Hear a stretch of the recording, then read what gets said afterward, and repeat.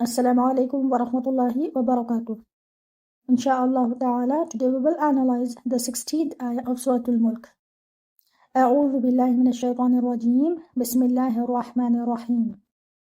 Now this ayah begins with the word أأمنتم. Now what do you see over here? You see that there are two hamzas here.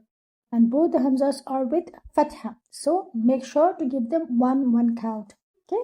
Moving on to this part. Here you see that the noon is followed by a ta. So what will you do? You will hide your noon. You'll have to do ikhfa over here. Okay? Don't touch the makhraj of noon. Do not even touch the makhraj of ta, but go close to the makhraj of ta. It should be amintum.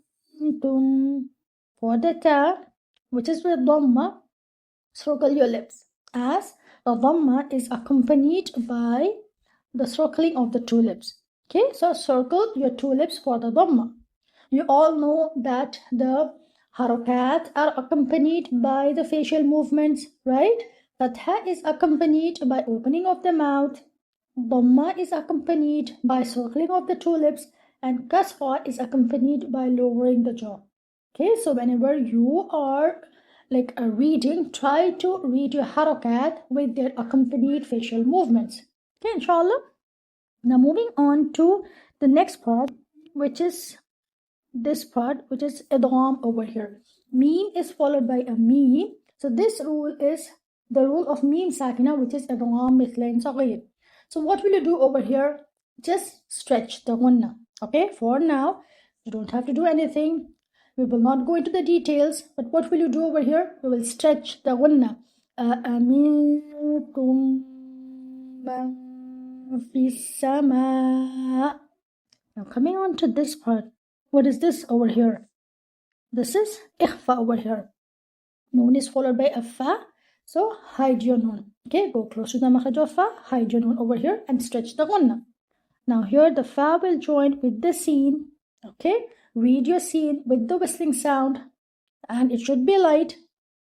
Now here you see that the meme is having this elongation sign, which is one of the mad. So here this mad can be given 4 or 5 counts.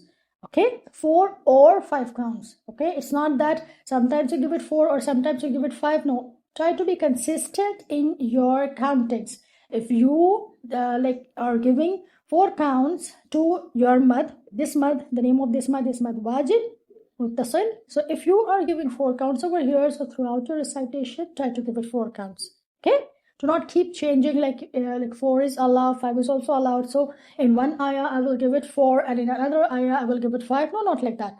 In your recitation, you should either give 4 or 5.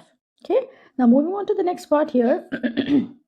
Here the noon is followed by ayah. So this is idgham over here. What will you do? You will merge the noon into the ya with the gunna. It should be ayahsifa. Okay, ayahsifa. Now coming on to this part over here. Bikumul arda. Ba should be given 1 count. Kaf should be given 1 count. And as it is with dhamma. And join your meme with the lam. Do not bounce your lam. And then join your hamza with the ra. The ra should be given moderate timing. Do not bounce it and make it heavy. Your dad over here should be given 1 count and it should be heavy from its makhraj. Neither like dal nor like a wa. It should be ba. Okay, inshallah. Now moving on to the next part. Fa'ida. Now here, what do you see? The fa is with the fatha, give it 1 count. Hamza is given 1 count. Dal is given 2 counts because it is with alif 1. Okay, and also take care of the makhraj of dal. Now here, moving on to this part, ha should be given 1 count and ya should be given 1 count here.